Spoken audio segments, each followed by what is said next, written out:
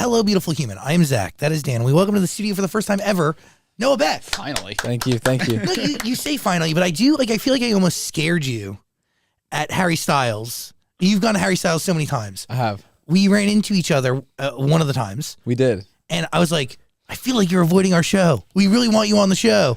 And I feel like I was a little crazed. No. I think, I don't know. I've been a fan of the show for a while now. And You lie. I swear. And I don't know. I felt like, I mean, you can even ask my manager. I'm very like, I feel like I don't deserve a lot of things. And I know it's like early to get on into this, like talking like this, but I feel like I was like, I haven't done anything to like go on his show. Like you have some pretty cool names on the show. And I was like, I haven't done anything yet. So like, what do I even talk about? So here we are. Here's the deal. You have the most to discuss. And when I first met you at Coachella, like not this last one, but the one before it. Yeah. I really was so fascinated in who you were because what makes you you is different than any other influencer I've ever seen. Like you really could right now, you could have been a professional athlete. You have this real intense like focus on routine that do you apply that routine to anything you do online? You have to. I definitely think it's translated over in a, I don't know. I feel like growing up, I was just always that's all I ever knew was routine and like structure. And I feel it's definitely translated over into this because at first it wasn't. And at first I didn't have that kind of like structure in my life. And I enjoyed the freedom for a bit, but then it got to a point where, I don't know. I like told everyone on my team, I was like, can we get this schedule? Can we get like a calendar of like, I want to wake up and look at my day because there'd be days where I wake up and I didn't know what I was doing, and I don't like that. And that's frightening. It's frightening because you gave up so much to do this. Yeah, and that's something that I start to understand the magnitude of when I first met you. And you go to things sober, so like whenever I've seen you out, you're of the most clear mind. Yeah, and you tend to be dealing with I don't know dramatic friends from time to time, but you sort through everything because you're incredibly sober and you're a joy to talk to. Thank you. Really, a treat. So you gave up what could have been a fucking massive athletic career because you dedicated your life to soccer. Yeah. So when you feel like your days aren't filled enough, there has to be a part of you that goes like, fuck, like I could have been living a whole different life in this very moment.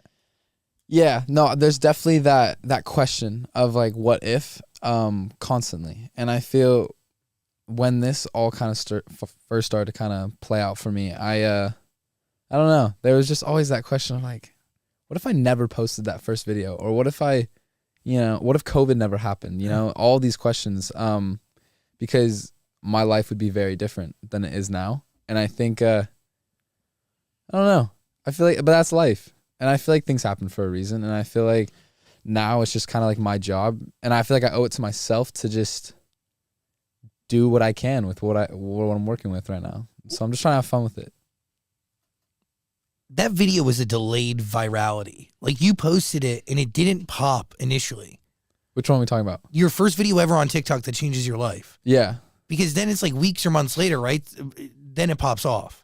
Well, the video itself did well overnight, but not to the point where I think people go back to it now of like, oh, like they look up Noah Beck's first ever TikTok because I don't know. I just feel like it's an easy video to find. But overnight, the video did pretty well for me, from zero followers. Because the whole story is kind of crazy about like my long story short. You can be long story long. It's fine. Yeah. Well, I'm the baby of two sisters, so of three kids. And your sister gets into it. My sister gets into it. And you're competitive as fuck. Yeah, and just the annoying younger brother. And I was like, I could definitely get more followers than you. Because at the time, she had like 8,000 followers. And when I got sent home from college to go home, it was like everyone was home. I had a great time like at home. But I would always see my sister like making videos, and like she would sometimes have like friends over, and I'd be like, what are you guys doing? And like, it's TikTok. And I was like, yeah, I know what TikTok is, but like, do any of you guys have accounts? And Tatum showed me hers, and she had like 8,000 followers at the time. And I was like, I don't know, 8,000 people. That's a lot. And I was like, good for you. And she just like made like videos with like her college friends. And then I was like, I bet in 2 weeks I could have more followers than you. Just like one night. I think her friends were over and I was like trying to impress them or whatever. And then I made a video that night. I made 2 and then I posted them. And the next day I woke up to like 20,000 followers. Wow. So that was nuts. But not quite the virality of like some of the videos later on, but still enough to go from 0 to 20,000 because people were just like, you know, who's this? Like that kind of thing. Do you know why those videos popped instantly? I just think it was timing. I really think that I joined the app at such a perfect time unintentionally because I don't know. I just joined at a time when no one had anything else to do. Like people were taking on hobbies because of COVID. Like people were just bored and on their phone and just scrolling and scrolling. And then I don't know, like I wish I had an explanation for you because I wonder it to this day, like why? Do you think being pretty has something to do with it? Okay, so I think I'm a very self-aware guy. I like to think, like I like to, and I definitely think there are better looking guys than me out there that post videos similar to me, and I'm like, this guy deserves more followers than he does, or so yeah. There's that question of like why, but maybe that has something to do with it. Thank you. But at the same time, I feel like you've been given a platform and you try to make the most with it. Yeah, 100%. So it doesn't start and end just based on appearance and aesthetic. It can't. There's no longevity in that. And so that's why I've tried to expand from just showing that side being pretty or whatever. But I try to show my personality, and well, that's really what it was. Like I don't know why those first videos did well, but I feel like I have an understanding of why people kind of like stuck and like came with me along the ride because I was posting everything. Like I was just posting, like I didn't trap myself in a box. I didn't have a niche, and I still don't to this day. I try to just do everything. And so I feel like that's part of what intrigues people is that you really I don't know what I'm doing next week, you know? It's like the question of like, oh, what's he doing next? You know? travel like crazy. You're everywhere and anywhere, but you're also taking on new challenges. Like I didn't know you had a movie coming. I do. Yeah. I mean, definitely a new challenge. I can only imagine. Yeah. And you're producing it. I am. The QB bad boy and me. How does that even cross your plate? I don't know. I think I expressed my interest when I first moved out to LA. When it was after the freedom of the schedule and when I first like made the move over and like really like settled in here, after the freedom of the, loose schedule kind of wore off on me, I was like, all right, where's the longevity in this? Like, how do I make this last? Because TikTok can crash tomorrow and I'm jobless. So I don't know. I think I just expressed to my team, I was like, well, while we're out here and while we're doing this, if I'm really going to dive into this, I've always had a thing for, like, I've always loved movies. Like it was just never in my head, I'm going to be a movie star, like that just never crossed my mind. But then when I first came out here, like you wake up, you look outside and you see the Hollywood sign. It's like, oh, all these ideas start to come to you and it's like the classic movie thing. And then I don't know. I just told my team, I was like, would it be possible? It seems like I'm pretty good on this little screen. Can I get on like a big screen? Like that'd be cool. I think that's something that I would love to try. And they were like, yeah, let's get you an acting agent. Let's get you some auditions. Let's get you all this. And so we kind of just started doing that. And I've been in acting classes now for like 2 years. Holy shit. Yeah. So I'm That's excited amazing. for this. Thank you. But see, that's what I'm talking about. Like that's like that's an athlete's mindset. Yeah. Because a lot of people start that shit and they don't keep it. Yeah. And it's not like you're not busy. You have a bunch of other things going on. Yeah.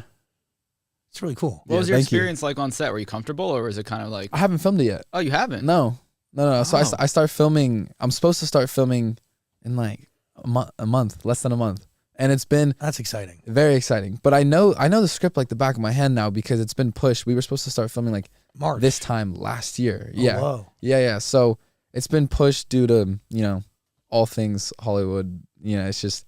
But now there's the writer's strike going on. So it could be pushed again. But that being said, I'm ready for it whenever. And that's what really matters. Yeah. As long as you do the preparation, it's just like you just wait for your call. So you really had to have been the hardest decision you ever made, not moving forward with being a D1 athlete. Easily. Yeah, for sure. When Zach said earlier, he mentioned you could be a professional athlete. Like, as soon as he said that, you had this look on your face like, it's the one that got away. That's not a joke, though. No, but that's the thing. Like, I don't want to seem like that like uncle at the barbecue when he's older and be like, oh, back in my prime, like back in my heyday, you know, I could sling it. It's like, I don't want to sit here and say that and have people just be like, all right, like, okay, like, but so that's why there's even more of like it almost, I don't know, like being as competitive as I am and just being like how I am with life, just kind of wanting to just try new things and just like, I don't know. It's more for me more than anything. And like, it was my dream and it's to this day still kind of is to be a professional soccer player. So why not? I mean, that door is not closed. But that's the thing. I'm not getting any younger. So yeah. Strike while the iron is yeah, hot. exactly. So that's kind of, I mean, that's why this movie has been so like, I don't know. It's been it's just been there, you know? And I kind of want to, every time like I think about it in my head, I'm like, oh, I really want to go back into soccer, this, that. But then I'm like, well, I got to try this movie because you've been preparing for it. I've been preparing for it and I don't want to like not do something that I've like committed to.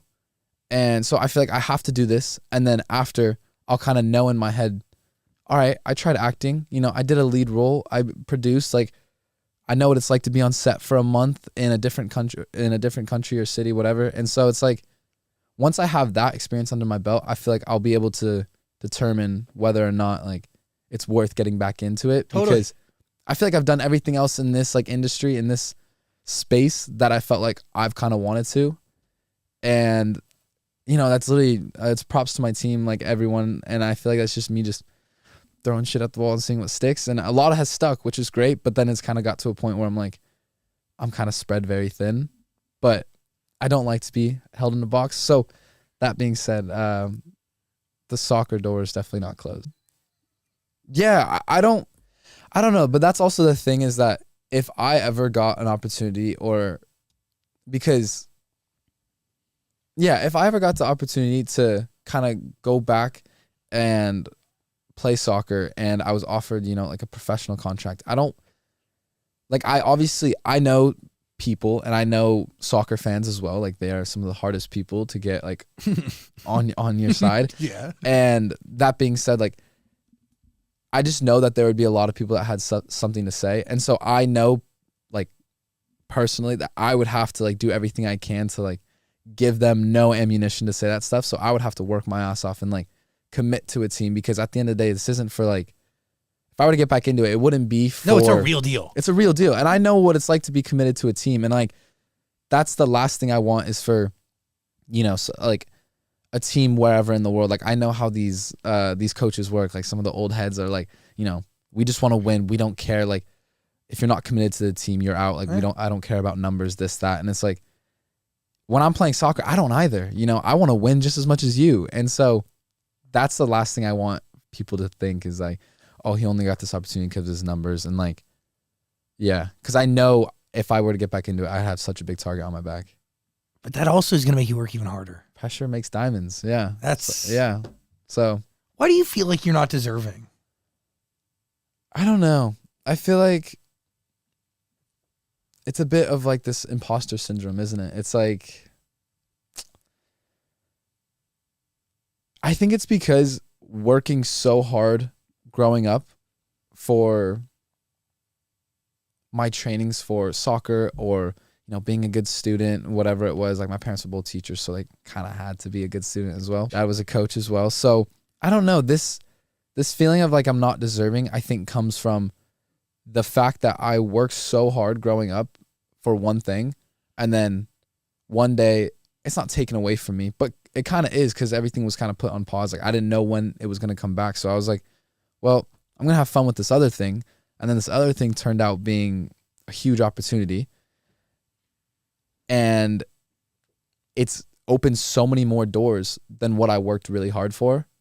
And now it's like I'm getting put into rooms. I'm getting opportunities that I just never thought in a million years that would happen, especially in this way. You know, like I was like, okay, one day, you know, I'm gonna be in that room because they're gonna know who I am from soccer. Yeah. Whereas now it's like I come into this room and I'm kind of like, it's not for soccer. Like, what is it? And I don't know. I think that's where it comes from. It's just kind of walking into a room and not really feeling like I've done enough yet. Done the work to get there.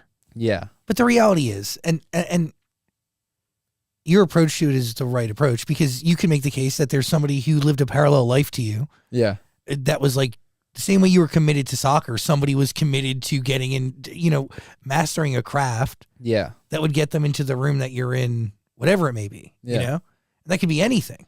Yeah. It's a great way to look at it, because I also sometimes get in the mindset of like I've had people tell me, and I've had a therapist tell me one time, she was like, well, don't you think it's the world, or you can flip your perspective and be like, it's the world working in your favor in terms of like all of those years that you worked hard, they're just now rewarding you in just a different way. Totally. Yeah. You've shown your own version of commitment. Yeah. But I would still like for it to reward me in the other way.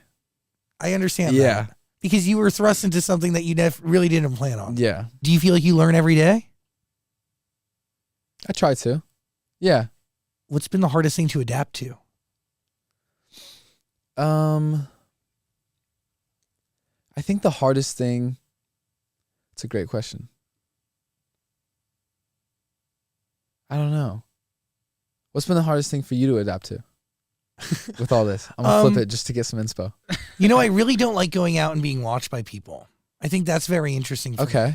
And I don't like going on TikTok and seeing videos of me that were filmed by people that I didn't know were being filmed. And I know that happens to you all the time because they'll show up on my feed from time to time. Yeah. That's yeah. Well, yeah. I think that's like something that that's been really hard to get used to, and it's like a new way to live life, you know. And I think, and then sometimes, like, you know, just being honest, like when I'm out and about, and you don't drink, but like you know, you're not gonna be in the best state of mind when you're out and about, but you know that like having fun. Yeah, you know, the next day, like, it's somewhere somehow, you know. Yeah. It just exists somewhere, whether it's somebody's posted it or not. Somebody's documented it. Yeah. That's, you know, that's kind of hard. Yeah, that is hard. I've watched a lot of friends get, you know, figured out over the years, so I've you know, blessed them. I learned from watching. Yeah, I think I mean, to piggyback off that, yeah, that's definitely been one that's like you never quite get used to it when you're just going out for coffee and the next like an hour later you see in your tags or you see a video blow up, because I don't know, like I could trip on the side of the street and it would probably blow up because it's like, I don't know, it's just one of those things where people, yeah, they're just always watching. And I think that's been something that's been tricky to adapt to, but I don't know. I can't lie and say that there's part of me that doesn't like the attention. And that's like like being fully transparent. I'm just like, yeah, like there's part of me that's like, yeah, if I didn't have this, then I wouldn't be doing what I'm doing. And like, also relevant. Like it keeps you exactly in the zeitgeist. And that being said, like I'm not going to go out and like trip tomorrow and make sure someone gets it. Like what that, I think it's more of like because I know people are watching, it almost, I don't know, you could do two things with it. And I think there are some people that take advantage of that in the wrong ways and will do things that will make people talk about them, but not in the right ways. Or it could seem right in their mind. I don't know. I use it in a way where, I don't know. Like, I just feel like it fuels me to be a better person at times. I understand that because like it holds you accountable. Yeah, I know. That's, yeah. I think you could, I don't know, that you could probably argue like, oh, you should just be a good person nevertheless. Like, it doesn't matter if people are watching or not. And it's like, well, yeah, it's just a little like extra push to be like, people are watching, you know, 100%. Be careful. And it's like, okay. And then you eventually kind of adapt and mold into this person that is just a better person because you have that constant pressure. But yeah, I don't know. I think what you said is pretty tricky to adapt to. Do you feel the need to share? Everything. Everything. You do? Yeah. And I think, I don't know. I'm kind of just trying to think about everything, like sharing wise. I'm like, I don't know. I've always been kind of like a giver. Like I love giving, and that's probably like one of my love languages. I can't lie. And, but I think just sharing in general in terms of giving stuff to people, but then also like bigger picture, sharing on social media, every little thing that you do. Definitely. I think I'm such like, no, I do that 100%. What's the last thing you gave to somebody?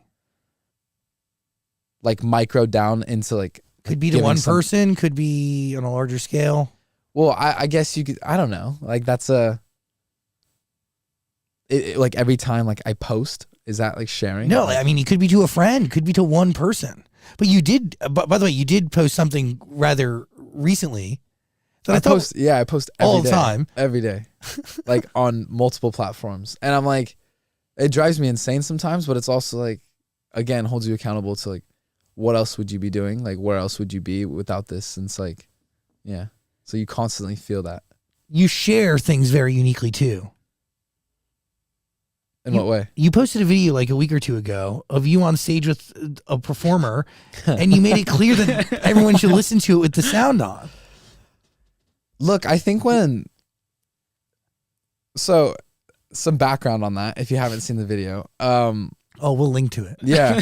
it was in the Bahamas, and I was my friend Carter and Drew, they did like a joint birthday trip, and it was just fun with with some friends, and we went to a burlesque show one night, and it was just all fun and games, and like everyone in the crowd, like, to be fair, the lady that was performing or hosting, whatever, she was great. Like her stage work was amazing. Like it was like we had a great time, and like she came for every single one of us, was saying stuff, and then she like there was like a gut feeling as soon as we sat down in those seats. I was like, I feel like I just got like sat down in like the seat where like she pulls from, and I was like, oh god, I just had like a gut feeling that I was gonna like somehow get on that stage in like one way or the other. And then next thing you know, like 30 minutes later, show's going on, and she like is singing a song. She like grabs my hand, pulls me up, and then next thing you know, I'm on stage. And you know, it's funny that you say that with like, she could have grabbed any other person in my friend group, because I mean, once again, like I was probably, I think I was the only one that was like, didn't have a sip of alcohol that night, like the only sober one, you know, probably like already. I mean, I'm outgoing, but when it comes to that stuff, like, you know, when you have like Ricky Thompson there, you have like Olivia O'Brien, you have Carter, like you have all these like fun, outgoing people, big personalities that like would have gave the host a run for her money on that stage, and like would have gave the people what they wanted. She read you. She like fully pulled me up, and I was just like, oh god, like I'm gonna go with it. I'm gonna play along, but I'm not gonna give anything extra. I'm not gonna go up there and like, I don't know. It could have just been anyone else, you know. You know, I like almost stiff up there. I'm like, you know, so. And then she saw that I was like a little uncomfortable, not for nothing, like because I'm on stage, and the video doesn't show the crowd. There was like 250 people, and I was just like, oh god. And so I'm just up there, and yeah, I don't remember exactly what she said. She said, "I know you're gay, just go with it." Yeah. She said that, and that's what it was. And yeah, so I think we were dancing for like a minute up there. A minute, right? And so it comes to a point where I'm like trying to like slip away. I'm like, get me off this. And she knew that, and she said that, and I didn't think anything of it. But you posted it. Yeah, because I thought it was funny. And literally the next day, we had like a group chat, and the next day, like they sent that in because I didn't see the video, because one of my friends, Sophia, took it and she sent it to me. She was like, I just woke up, because all of them were drunk, and they like weren't looking at their videos after. And so the next morning, it's like they woke up and she sent me that, and I was like, oh, that's funny. And so I'm like, I'm just gonna post it. I didn't think anything of it really. I was just like, you know, the conversation. This was funny. Start. Yeah, I was like, this is just funny, because it's like, I know that's been kind of a topic that that people seem to kind of bring up with me. And I just thought it was funny. I don't know. Like, I just didn't think anything of it really. So. And we still think nothing of it. Well, after seeing the response, like there was like some like actual like big accounts that posted it that got like really big attention. I was like, I didn't expect this. Like, I expected a few people to be like, but it's not scary. Very. Yeah. Even if you know what you are doing, like you don't fully understand the full. No, you never really reach. know how people are gonna like take it, and that goes for like anything. You never really know. Sarcasm doesn't come across very well online, and I've learned that. Where does this video fall? This video falls in just like half asleep, like I don't know. It was just fun. Like, everyone in the group chat was like, that is the funniest video ever. Like, that is hilarious. Cause like they tease me as well for it. And it's like, all right, if it's really that funny, like the group chat's loving it, maybe the world will. And so I was just like, I just threw it out there. Sarcasm or no sarcasm? On whose end? I don't know. I don't even know how one would perceive that. Exactly. Like, I didn't think there was any like one, like people were like, is this a coming out video? And I was like, no, it was just a funny video. Like, I don't know. It's just yeah, it was funny. So you're not coming out? I'm not, no. People kind of have a hard time. I don't know. There's been people that like kind of are aggressive when they ask. They're like, oh no, there's no way he's not. Like, I'm going to believe it. And so it's like, what's the point of even saying anything? So I'm just like, take it, like, believe what you want to believe. I don't know. I'm not going to be like, guys, I swear, like, this is like, I swear. And so I don't care. Like, at the end of the day, it's literally not your job to justify anything. No. And also, I believe in any way, like specifying one's sexuality or preference is like not even, it's an antiquated thing. It's a dumb fucking thing. And I also think society puts really harsh stereotypes around what it means to be a man. Yeah. Right. And